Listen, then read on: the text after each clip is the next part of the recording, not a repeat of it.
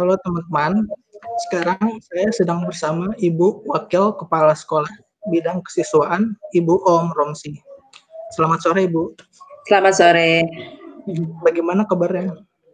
Sehat, alhamdulillah. Ya, saya hanya akan menanyakan beberapa sedikit pertanyaan. Ya. Sebelumnya, saya sudah membaca-baca dan melihat sedikit profil singkat SMPN 14.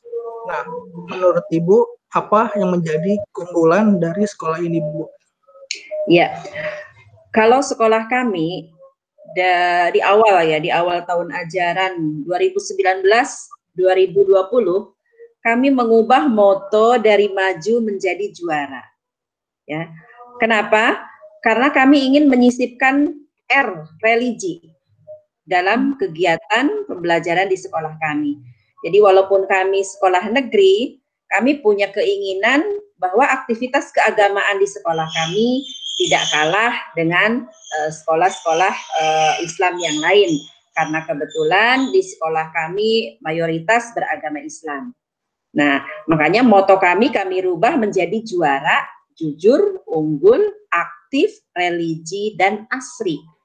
Nah, keunggulan yang kami rasakan di SMP Negeri 14 Kota Serang itu, yaitu dengan merutinkan aktivitas-aktivitas keagamaan di luar jam belajar.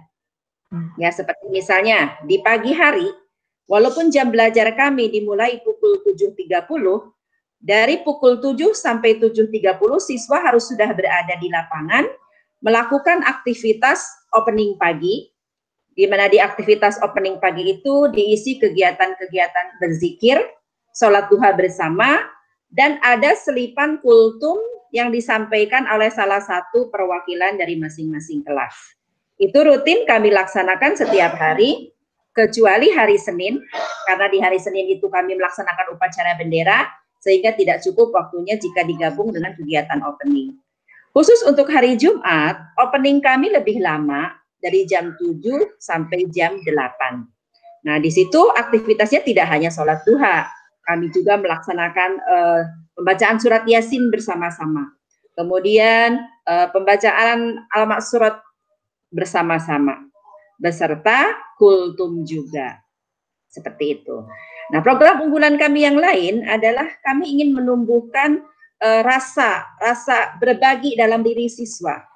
Sehingga dalam kegiatan opening itu juga kami menggalakkan program sisihan uang jajan, di mana nanti sisihan uang jajan siswa itu kami kumpulkan, digunakan untuk kegiatan keagamaan, juga untuk kegiatan membantu rekan-rekan lainnya yang kurang mampu. Sampai-sampai kami membantu melanjutkan beberapa sekolah yang memang dia yatim piatu atau memang tidak mampu, itu dibantu dari uang hasil sisihan uang jajan siswa tersebut. Program unggulan kami yang lain adalah sekolah zero plastik. Ya, jadi kami ingin sekolah kami itu bebas dari sampah plastik, sehingga pada setiap harinya siswa diwajibkan membawa tempat makan dan tempat minum, supaya mereka kalaupun harus jajan ke kantin tidak menggunakan sampah plastik. Itu termasuk program unggulan kami. Kami juga ada namanya mabit. Mabit itu kalau itu menginap. Jadi ada jadwal yang dilaksanakan setiap minggu. Di malam minggu itu siswa menginap di sekolah. Nanti ada kegiatan-kegiatan keagamaan, kemudian setoran hafalan Quran, dan sholat tahajud bersama. Itu dilaksanakan oleh guru agama, timnya, dan didampingi oleh wali kelas dari masing-masing kelas yang memang ditugaskan untuk mabit tersebut. Itu program-program unggulan di sekolah kami. Baik. Lalu, apa saja hal-hal atau program yang belum dan ingin Ibu tingkatkan untuk sekolah ini? Ya, satu hal yang ingin kami tingkatkan tapi belum terlaksana sampai sekarang adalah terwujudnya sekolah yang asri.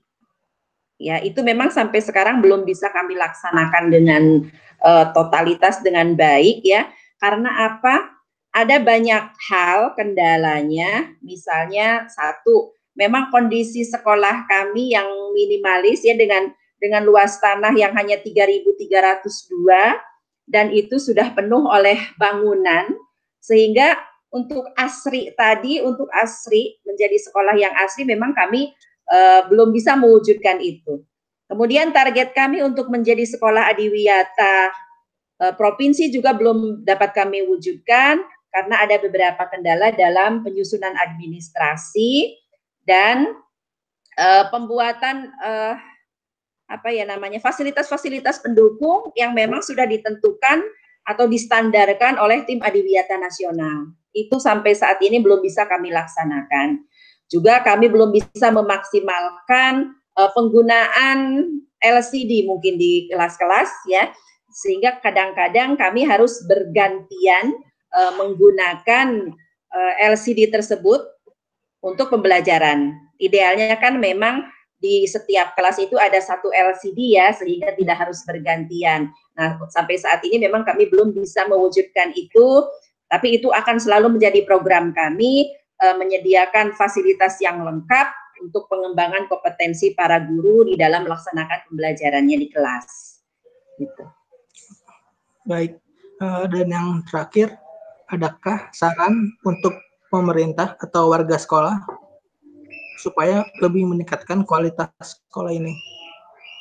Ya, berkaitan dengan pembelajaran daring atau pembelajaran seperti pada kegiatan biasa? Oke, pembelajaran daring. Ya, kalau kita lihat pembelajaran daring sekarang, saya yang mengalami, ya, sebetulnya kita ingin melaksanakan pembelajaran secara maksimal terhadap siswa dengan kondisi yang serba terbatas ya. Kenapa saya katakan terbatas? Pada saat di awal tahun ajaran kami melakukan pendataan dari siswa tentang kepemilikan handphone dan kondisi jaringan pada domisilinya masing-masing, dan ternyata masih banyak siswa yang agak kesulitan untuk mengakses platform pembelajaran ataupun proses pembelajaran daring yang dilaksanakan. Sehingga untuk itu kami mencoba memfasilitasi pembelajaran itu sebagai kombinasi antara daring dan luring. Nah, ternyata setelah berjalan, pembelajaran daring pun tidak berlangsung secara maksimal. Ya, kalau saya menganalisa ada kesan siswa itu mereka tidak secara utuh mempelajari materi. Mungkin karena tidak diawasi oleh kita sebagai guru. Ya sebetulnya mungkin ini karena pembiasaan aja, karena suasana yang berbeda aja mungkin yang belum biasa mereka dapatkan gitu, karena selama ini mereka selalu di kelas mengikuti pembelajaran didampingi oleh guru, kemudian ada hal-hal yang tidak pas pun guru langsung gitu kan menegur, mengingatkan atau mungkin menyentuh hati nurani mereka gitu, ada interaksi secara langsung ya, sehingga lebih mudah kita mengarahkan dan membentuk karakter-karakter positif kalau di tatap muka itu. Nah, dengan adanya pembelajaran daring ini, kita agak kesulitan akhirnya gitu. Apalagi dengan platform pembelajaran yang memang membutuhkan akses internet yang baik gitu, yang bagus gitu. Kami aja, kenapa kami menggunakan blog? Sebetulnya itu lebih kepada mencoba supaya semua siswa bisa mengaksesnya. Tapi ternyata pada saat berjalan, masih banyak siswa yang mengeluh karena kesulitan tidak bisa mengakses blog tersebut. Ya, kemudian saya coba ke Google Classroom. Sama saja di Google Classroom mereka malah lebih kesulitan lagi katanya. Gitu. Jadi akhirnya karena prinsip kami adalah pembelajaran ini harus merata, harus tetap bisa dinikmati oleh seluruh siswa. Jadi kami melayani siswa itu lebih intens lagi gitu. Sampai kami melayani satu persatu melalui WA gitu, melalui Wapri gitu ya. Jadi materi-materi kami kirim fotonya lewat WA, kemudian konsultasi atau pertanyaan-pertanyaan proses pembimbingan materi juga kami laksanakan lewat WA itu satu persatu siswanya, dan itu sangat merepotkan.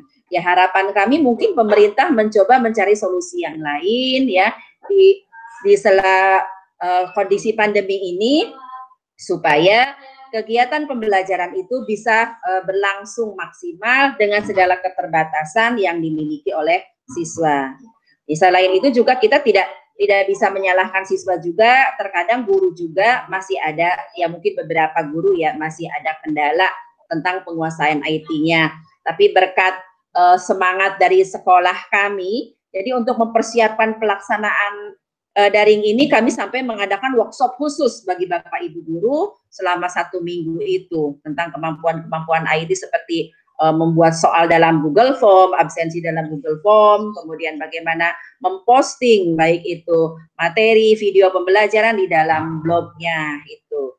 Ya mungkin harapan kami pemerintah mencoba memikirkan solusi yang lain supaya baik siswa ataupun guru dapat segera melaksanakan pembelajaran tatap muka mungkin kalau saya ya dengan teknik yang khusus mungkin ya seperti misalkan membagi dalam satu kelas itu dalam 2 shift dengan duduk berjarak 2 meter serta menggunakan protokol kesehatan supaya bisa meminimalisir penularan COVID tersebut. Itu mungkin. Oke, baik. Iya. Sekian pertanyaan dari saya. Iya. Terima kasih atas informasi yang sudah disampaikan.